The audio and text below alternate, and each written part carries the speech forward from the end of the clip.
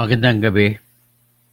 Ngayon po ay Pizza Jess ng Nob- Nobyembre 2025. Ngayon po pag-usapan natin si Anjo Iliana. Ang latest niya na pasabog laban po kay Tito Soto, kay Vic Soto at saka Joey De Leon. Ang pasabog niya sa ngayon ay sabi niya, tulit akala ko ba si Spire? Di ka man, akala ko ba si Spire na hindi na siya magsasalita? Yung pala mayroon pang dagdag. Siguro hindi nagkaintindihan kung anong ibig sabihin ng ceasefire. Dito may dulot na kung bakit nagpatuloy ng salita si Anjo Iliana. Ang pakiwari ko lang po ay sapagkat nagsalita naman si Christopher Min laban sa kanya. Tinitira siya patungkol doon sa issue niya sa iskandalo daw kuno tungkol doon sa Anjo Iliana College na tungkol doon sa TESDA na nanluloko daw si Anjo Iliana. So, here he goes. Salita na naman. Anong sinabi niya? Narinig niya kung sino ang naggurgor sa kay Kapitan Ray de la Cruz. Kapitan sa Quiapo yun. Nakilala ko yun. Personal ko nakausap nung buhay pa siya. Totoo yung nangyari noong panahon na ako ay editor ng People's Tonight. Siyempre, editor ako ng People's Journal Tonight. Nandun sa opisina namin, ang lahat po ng mga tinatawag na mga movie writers ay iniimbita nila ang kanilang mga subject matters, yung mga ina-interview ng mga artista, mga managers ng artista, at kung sino pang iba na may kinalaman sa movie. So, nagkataon naman na dahil editor ako, ay katabi ko yung mga entertainment writers at saka entertainment editor namin noon na si Julie Fe Navarro. So, yan po. So, nakilala ko yan si Ray de la Cruz. Marami akong pwedeng ikwento sa narinig ko rin sa kanya. So, at that time, siya po yung manager ni Pepsi Paloma. So, sino naman si Pepsi Paloma? Buenas noches, Señor Fernando Rafael Fernandez Cuervo. Muy buenas. Okay. Tapos po si Ray de la Cruz ay matagal naging kapitan ito ng Quiapo, Maynila. Sikat na kapitan ito kasi at the same time, bakla po ito siya. Maliban sa pagiging kapitan sa Quiapo, siya rin po ay manager siya ni Pepsi Paloma. Noon sikat noon sa panahon na sikat ang tinatawag na soft drink beauties. Merong si Sarcy Emmanuel, merong si Coca Nicolas. Mga sikat na sila at ang kasikatan po nila ay nakabase po sa kanilang gandang mukha, gandang katawan na pinapakita po sa pelikula. Kaya marami din po mga kalalakihan noon na nanonood talaga ng pelikula nila. Kasi nga po ay nahumaling sila sa mga katawan nitong mga soft drink beauties. So, ngayon, minsan ay may kwento. Ayoko nang banggitin kasi may strike out ako ng YouTube. Alam niyo na anong ibig ko sabihin. May nangyari doon sa Sulu Hotel. So, hindi ko na sabihin kung ano nangyari. At ang tinuro na mukhang responsable sa nangyari ay sila ni Richie De Jorge, sila ni Vic Soto, si Vic Joey, si Joey De Leon. Ang papel naman ni Tito Soto dito ay wala siyang kinalaman doon, kundi siya pong tagalaba. Siyang tagalaba ng mga dirty linens in public. At ang tagal niyan hanggang ngayon, kinakanta nga yan ng ano ba yung kanta yung Spolarium na kanta ng Eraserheads. Talagang tinira sila ng Eraserheads sa kanta, ha? Lyrics of Spolarium by Eraserheads. Eraserheads. Yan.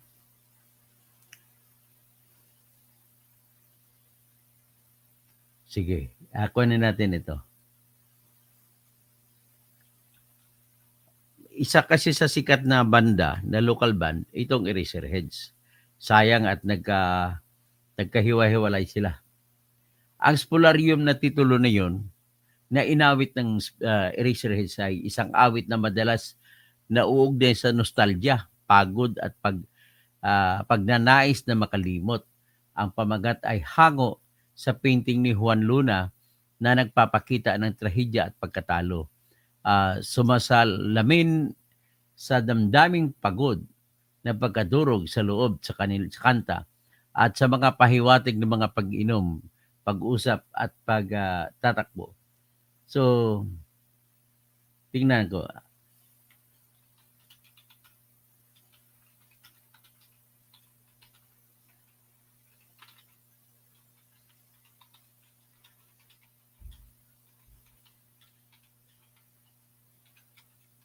Ito, tinatanong ko tungkol sa linyada ng kanta na patungkol sa kay Pepsi Paloma.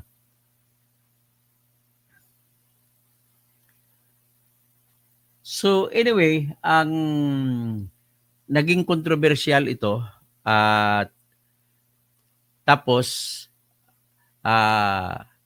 hindi naaresto, ibang klase. This is the commission of the biggest and sabihin natin, the weirdest and the most gruesome crime ever that happened.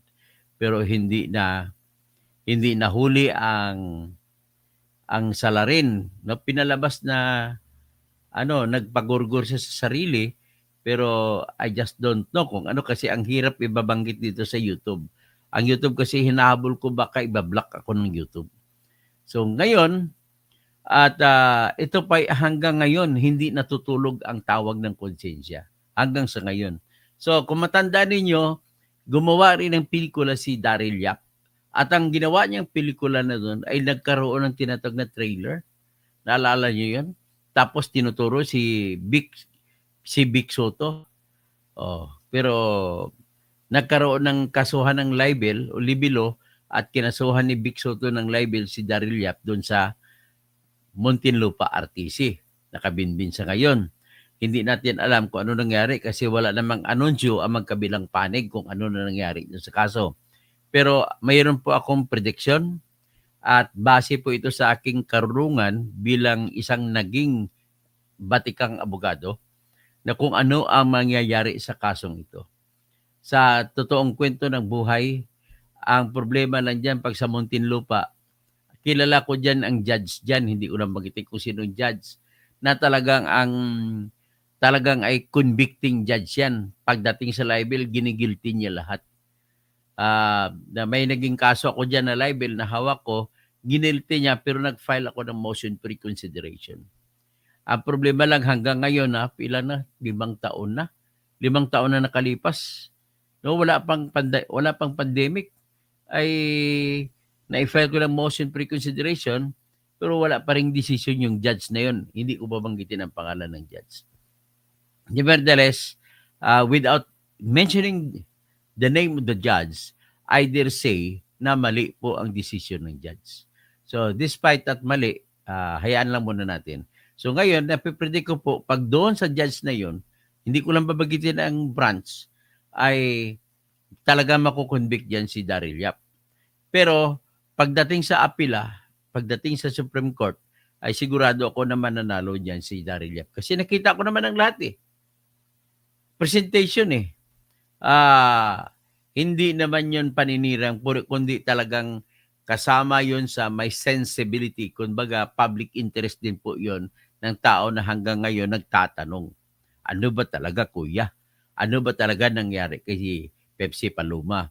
Ano ba talaga, bakit napatay po yung kanyang manager na si Ray de la Cruz? Yun ang mga tanong na yan. So, because of the high and deep interest in the story, ay nagkakaroon siya tinatawag ko na gijumo. Ano yung gijumo? Good intention and justifiable motive sa paggawa ni Daryl Yap ng pelikula. Kasi we need those information that pertains to public interest. So it is not a matter of fact na kumo hindi opisyal ng bayan si Vic Soto ay bawal. Hindi po. Any kind of public interest, kahit na po pribadong tao ang subject matter, wala pong libel ang mangyayari dyan. Well, it is my prediction. Magaling pa naman ang abogado ni Daryl Yap, si Kwan. Si Raymond Fortun. Hindi ko alam kung sinong abogado naman ni Vic Soto. Pero, but then, I predict that Vic Soto will lose in that kind of libel war.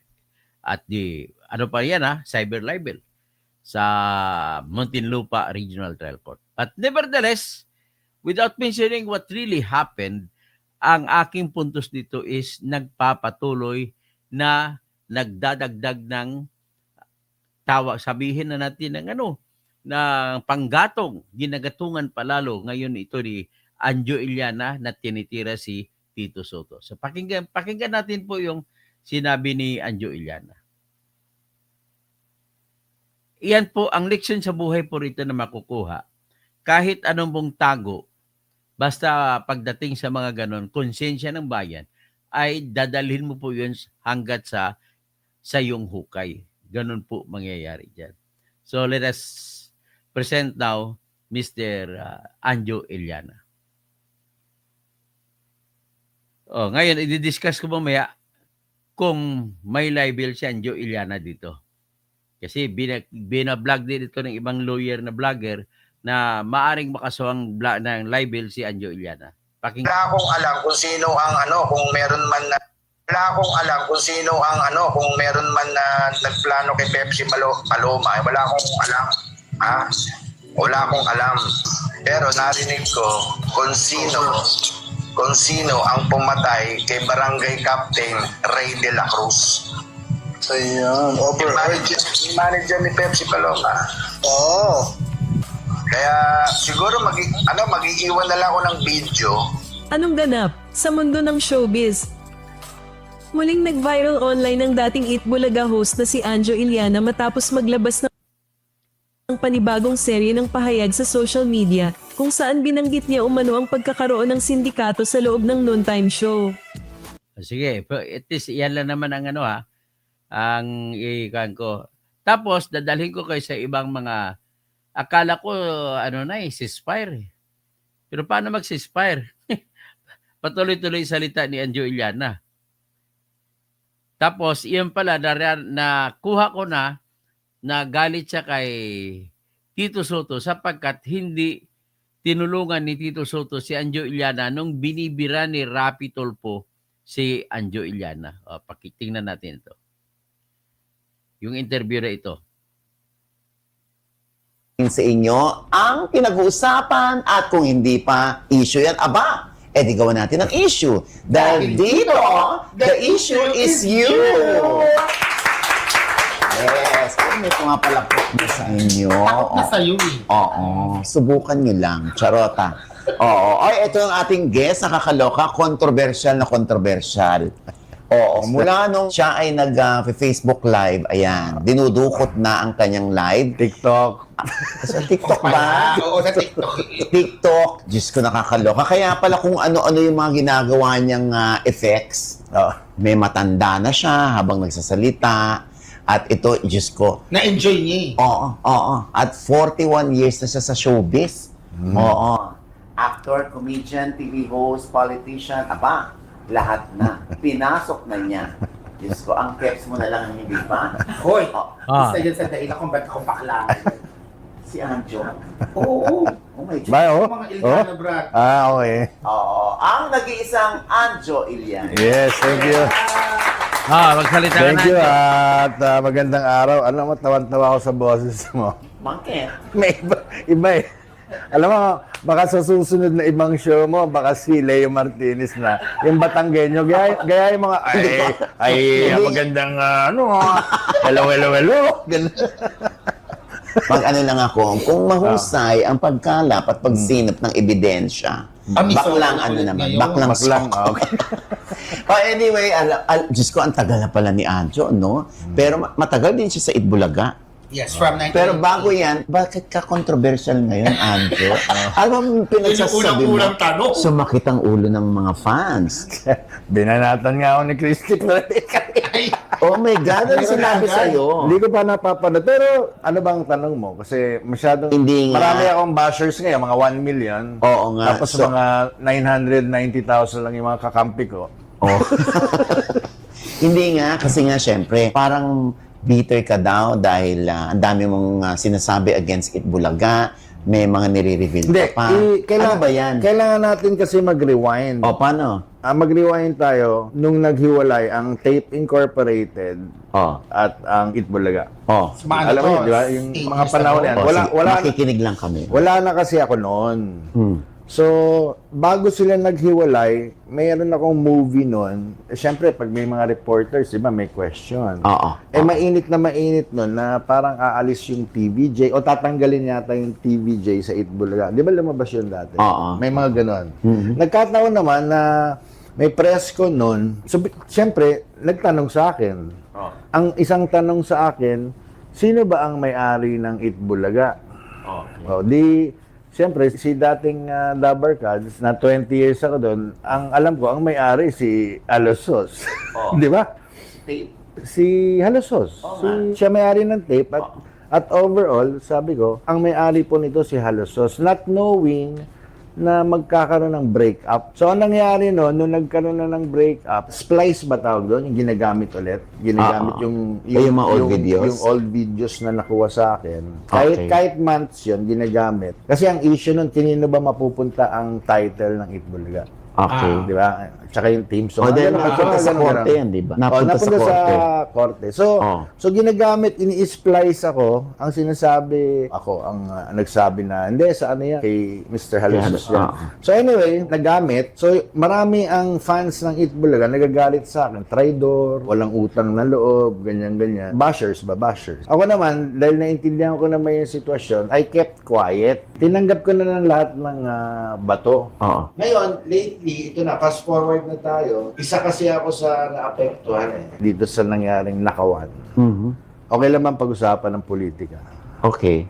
Masyado akong naapektuhan Mm. dun sa billion-billion na ghost projects. Isa ako sa Pilipino na sobrang naapektuhan. And ginamit ko yung platform ko. I spoke against the irregularity. So yung tao naman, sige Anjo, wala kaming boses. Ikaw na lang ang boses namin. So lumaban ako, sumigaw ako sa pamamagitan ng yung programa ko ngayon, yung platform ko na yon. So nasanay ako hanggang sa nagkaroon na ng yung kunyari, yung Saldi ko, ganyan, Romalde. So, alam naman ng tao kung kumbaga sino yung mga involved yan. So ako, parang naging boses ng tao. Yung hinanakit nila na hindi nila mailabas, ako ngayon ang nagsasalita para sa kanila. And there was a time na si Tito Sen, kilala niyo si Tito Sen? Yes.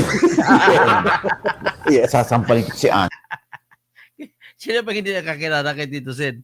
Isa yung hindi nakakakilala kay Tito Sen. Nung Blue Ribbon Committee, di ba? Sino bang Senate President? Si Cheese, tapos Si naging Cheese. si Tito, Oo. tapos naging ganyan. Siyempre, ako naman, caught in the middle. Ang sa akin lang kasi, ang gusto kong banatan yung mga magnanakaw.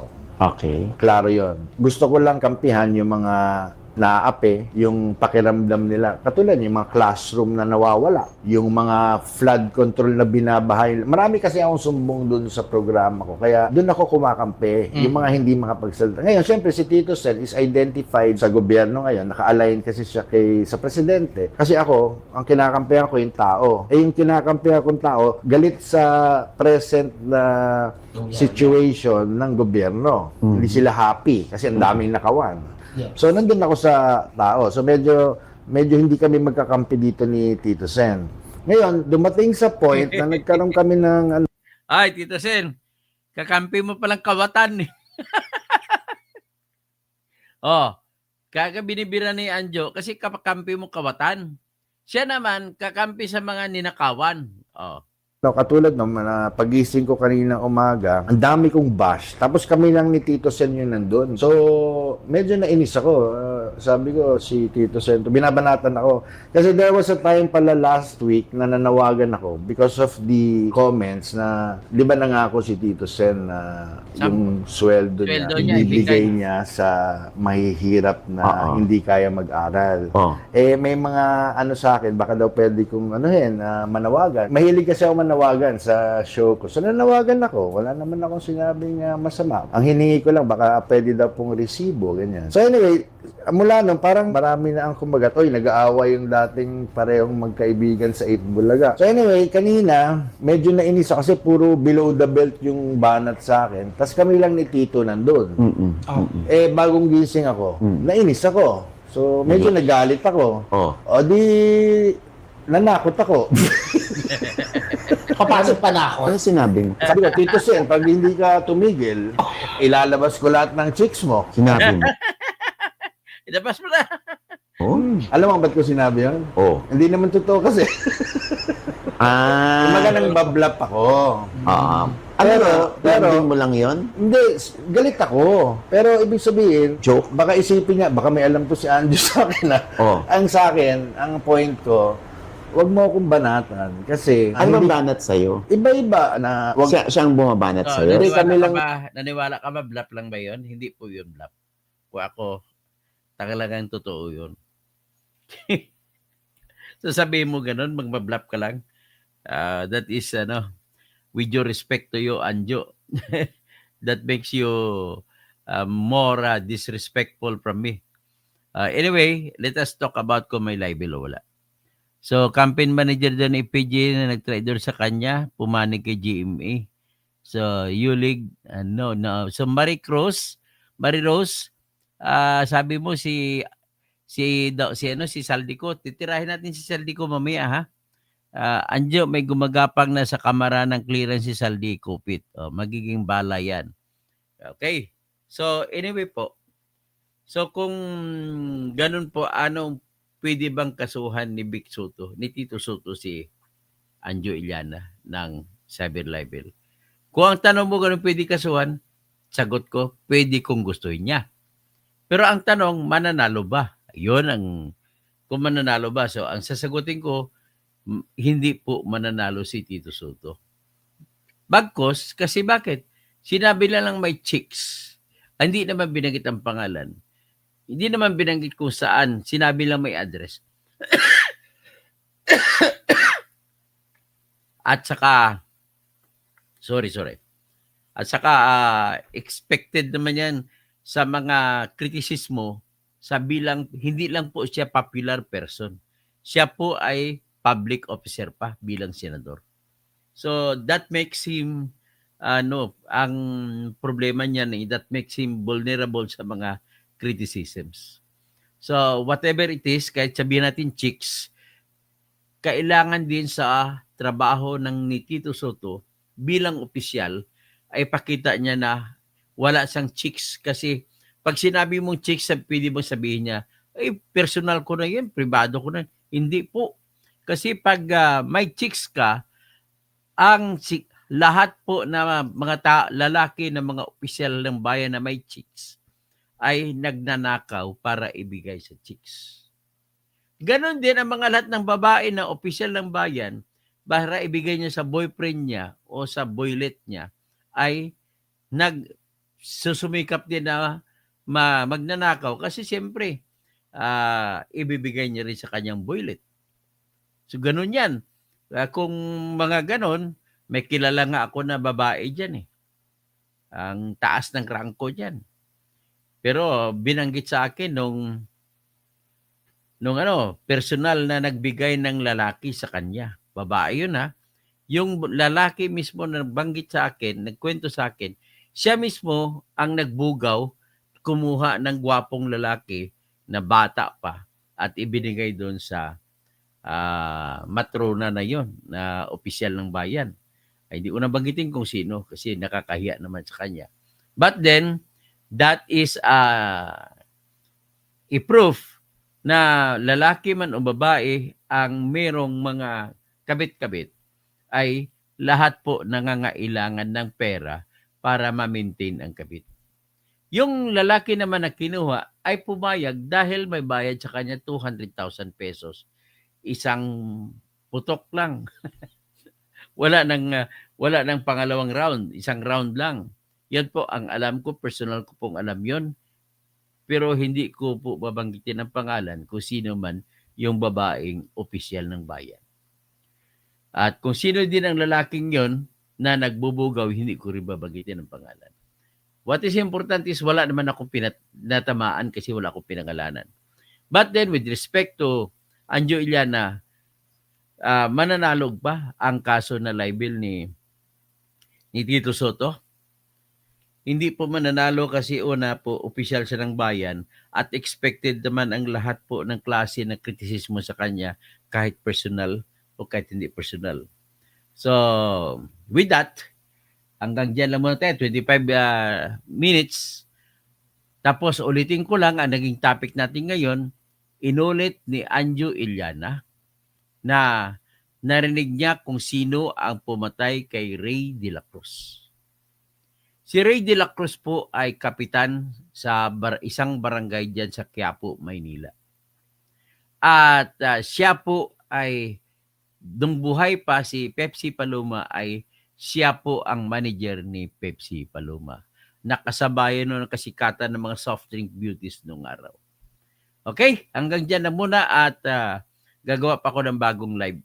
Just wait for me in 15 minutes.